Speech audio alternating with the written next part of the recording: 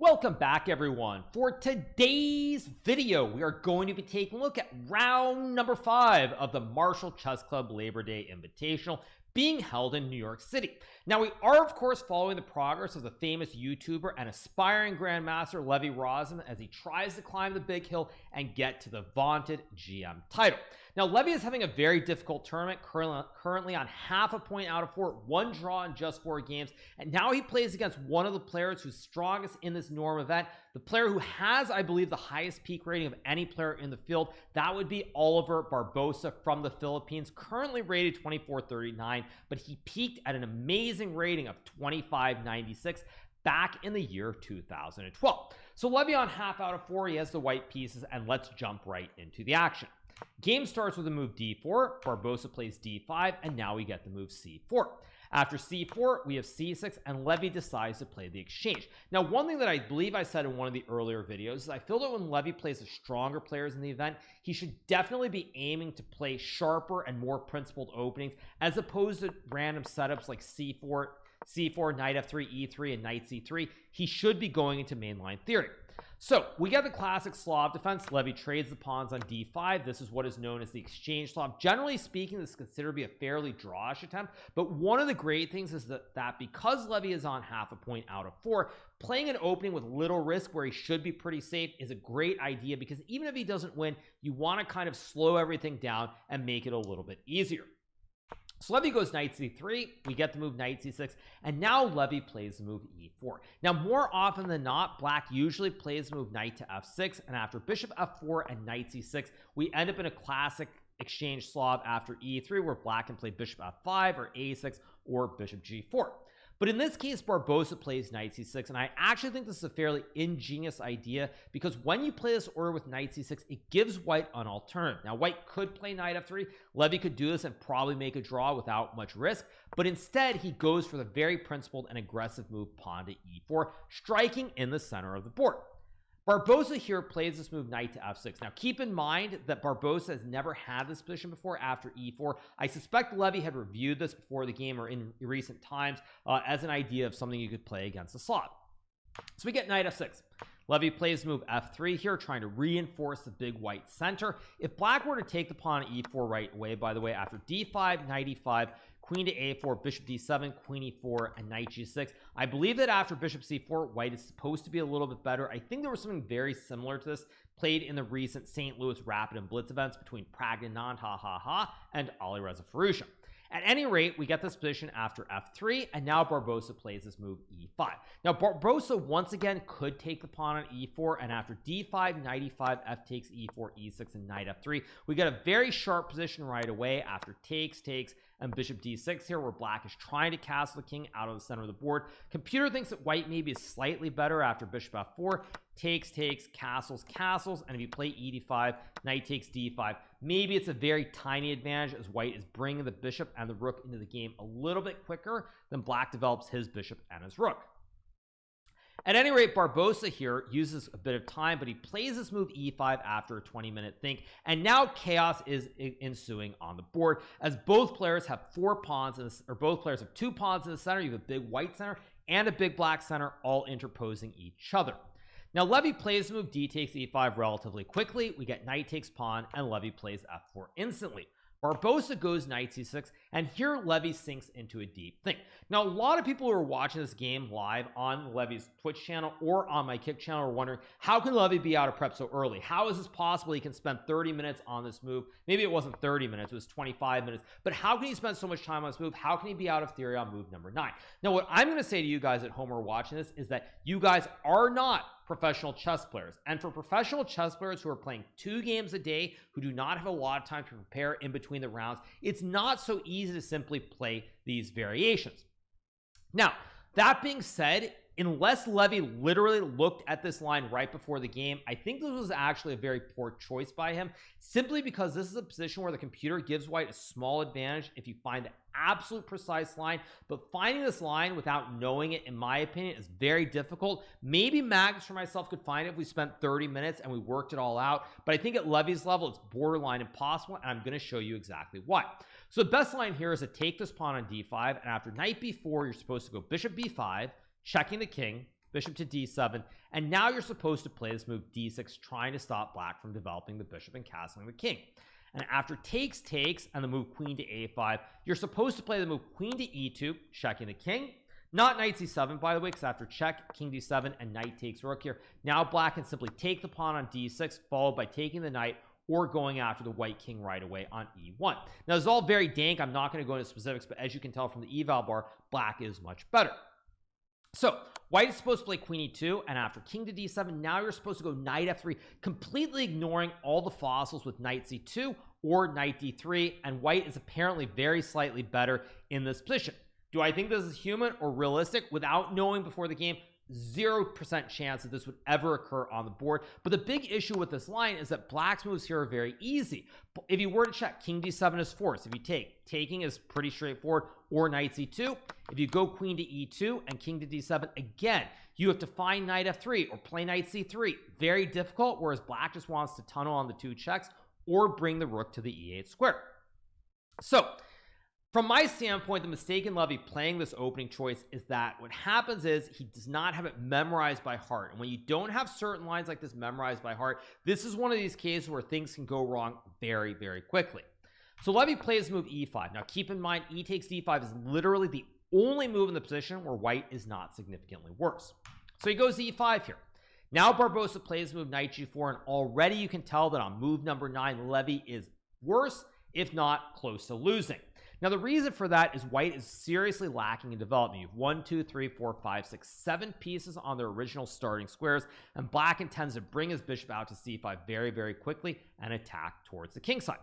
So Levy goes bishop e2, and Barbosa spends 30 minutes here before playing the move bishop c5. Now this was very fortunate for Levy, because in my opinion, Barbosa should have played this move pretty much instantly, aiming to go for knight f2. So you play a3 and knight f2. Suddenly you fork the queen and the rook. So Barbosa spends 30 minutes. Levy captures the knight, which you're probably wondering, why can't white capture this? And now we get to move queen to h4 check. Levy plays g3, breaking the check towards the king, and now Barbosa captures the bishop. Here we get the trade of queens, and Levy plays this move knight takes d5, grabbing this pawn in the center very greedily. Now I suspect that here Levy thought he was already much worse. Black has the bishop pair. White still is very far behind in development with these 4 pieces on their original squares, and so he decides to grab the pawn. Now, as we like to say from famous movies in the past, there's this term that says greed, for lack of a better way of putting it, greed is good. Now greed can be good in the game of chess, and I actually think that Levy going for this makes a lot of sense here because he feels like he's in trouble. Unfortunately here, Barbosa has a move that ends the game immediately. Now Barbosa would not find this move despite spending about 15 minutes, and that move would be this very strange looking move, bishop f5. Now the reason this move is so strong is that you're probably saying, well, white can just check, fork the king and the rook, black sacks the rook, and if black takes, you just develop and white is fine. However, after knight takes rook, there's a move bishop to e4, and suddenly this rook on h1 is simply stuck on the diagonal, and your knight on 8 in the corner is also trapped. You can't bring it back into the game. So you play like knight f3, takes rook f1, I can go bishop g2, trapping the rook, and all the while this knight has no escape hatch. So after rook f2, takes, and bishop h3, no squares available, I eat the tower, or I eat the horse on the next turn, and you lose the game. But Barbosa uses time and does not find this move. He ends up castling the king. Now one last point I want to make is after bishop f5, if white goes knight c3 to stop the bishop e4 idea, black can now go knight b4 or knight to d4. I'd probably go here, and there are all kinds of checks and forks winning the rooks on a1 and h1, and white's position is hopeless, and white will lose in short order. Now for everyone out there, including myself, we breathe a heavy sigh of relief after castles is played, because it's a very natural move. But now Levy can retreat the knight to e3, covering the d1 square. If black were to trade, there's no check on d1, the rook covers the square, and white is in the game. So Levy is up a pawn here. Black does have the bishop pair still, and the game goes on. So Barbosa goes bishop e6. Levy plays move knight to f3, finally bringing the knight out to the square, and Barbosa plays f6, trying to open up the center of the board. If white were to trade here, just to illustrate the point, if you get these 2 towers on these open lanes here, white is in all kinds of trouble. The 2 Bs with the 2 towers are simply too strong. So Levy goes bishop d2, Barbosa plays move king b8, and now Levy plays rook c1 after a 10-minute think. Now Levy at this point, if we go back to right around here, has nearly a 20-minute lead on the clock, and one of the skill sets, or one of the little things I think he should try to pick up over time if he's not behind on the clock, is this ability to start putting pressure on your opponent's clock. And what that means is that you start moving quickly when you have easy, obvious moves rather than spending a lot of time. So here Levy could have played knight f3 in like 1 minute. For example, if you play bishop d2, you lose this bishop d5 idea once again. So he could have played knight f3 right away. Spends a few minutes, not too bad, but after f6, again, he spends 4 minutes before playing bishop d2. Now I'm not going to be super critical of Levy because he is struggling in the tournament. He's lost a lot of games, probably doesn't have a lot of confidence at the present moment in time, but this is a skill that is important and he should try to acquire it down the road. So we get bishop d2. Barbosa goes king b8, trying to sidestep threats on the file, and now Levy plays move rook c1 after a 10-minute think. Now the computer prefers this move f5. I frankly think that this move is a very difficult move to play because after bishop c8, e6, g6 trying to break the pawn chain, g4 and h5, it feels like white is going to lose all these pawns in the center of the board, and your king is still stuck here. Your king still is not moved out of the center of the board, and to me it looks like this should be very bad for white. Computer says after knight h4, knight e5, takes, and bishop e6, white is apparently okay with this move rook f1, but with the open king in the middle of the board, the active b's going all over the board on the diagonals, it just feels like it's a little bit too much to expect. So Levy plays rook c1, and now we get this move b6 being played, and Levy goes a3 trying to play for b4. Now here Barbosa plays this move a5 trying to stop b4, and at this point it's already getting very, very tricky for Levy here because again, he can't really castle the king out of the middle of the board. Black will probably I guess black will probably take. I thought black could sack the rook, but there's a re-sack, and after takes here at rook d3, there's suddenly a ton of pressure towards the knight and the bishop here. Black can stack the towers, and black should win the game. So Levy goes king e2, a logical move here, trying to bring the king up and then bring this rook into the center of the board. And now Barbosa plays move pawn takes pawn. Levy takes with the pawn, and now we get this big mistake, rook h to f8. Now the computer says that if black were to play bishop c8 here, intending to go bishop a6, black is close to winning here. If you play like rook h f1, you get check, knight c4, and rook h e8. The two b's here on the diagonals combined with the two towers on these open files are very, very powerful here, and black probably is winning the game.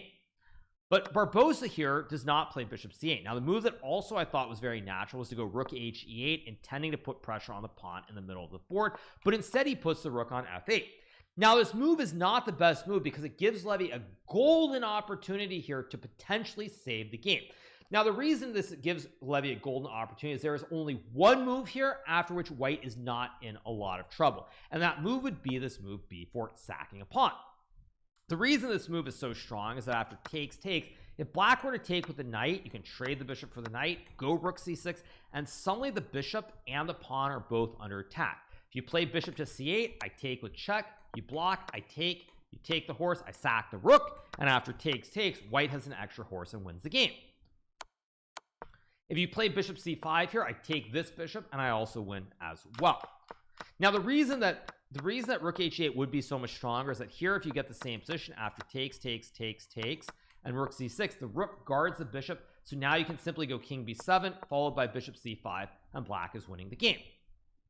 Instead we have rook h f8, and here Levy tragically does not go for this b4 line. Now the best line for black here in this position after takes is to play knight d4 check, takes, and after rook h f1, black is still a little bit better even though he's down one pawn after say takes, rook f1, and something like bishop takes e5 here with the two b's in the middle of the board. But with such limited material after rook c1 and bishop c3, Levy has pretty decent chances of hanging on and saving the game. Unfortunately, Levy misses b4, and b4 is the only move to save it. If you were to go bishop c3, which is another option here, after bishop c8 with the idea of bishop a6, again, white is in all kinds of trouble here with these rooks on the open files. The two b's are great from distance, and white is simply losing. Instead, Levy plays the move rook h f1, and this is sadly just a blunder which loses the game here, as now Barbosa sacks the rook with rook takes knight on f3, and here Levy can more or less resign. If he were to take with the rook after knight d4 check, forking the king and the rook, you move the king, take the rook, you take the horse, I take your bishop. Black has two b's versus the knight, way too much power, and black wins the game. So Levy ends up playing the move king takes rook instead, and now we get the move rook takes bishop. And here Levy Rozman resigns the game. Barbosa has 2 bishops in return for a rook. All of white's pawns are hanging: e5, b2, h2. No entry on the open file. Even if you get king e4 here, for example, and I take, bishop still covers the f8 square. You don't have the f7 square. Just a losing position. Nothing Levy can do. So Levy loses this game to Oliver Barbosa from the Philippines in round number 5 of the event. A very, very unfortunate loss. I really think that at this point, Levy's just very tired. He's struggling a lot. I mean, I think if there's one piece of advice I would give him, is just try to focus on the positives. Maybe some little things he feels like he's not doing well in the tournament, maybe try to turn it around. But overall, I mean, it's been a very unfortunate event, and it really highlights why professional chess is so difficult, because Levy has had some great results. He played great in Spain. He played great in the Invitational Tournament in New York, the IM event, gained about 50 rating points, but all it's taken is one really bad event here where I think he's now lost about 20 points, and just like that, a lot of that progress has been erased. That being said, the journey of becoming a grandmaster is not a short one. It is long and arduous. It can take a lot of time. So Levy, it's not like it's the end of the world after one event. That being said, very tough result for Levy. I'm sure that he'll find some positives as he moves forward, but unfortunately this event just really has not gone his way so far.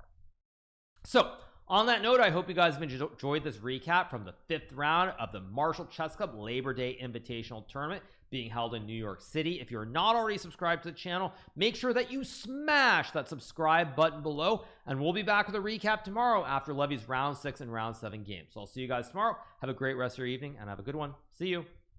Bye.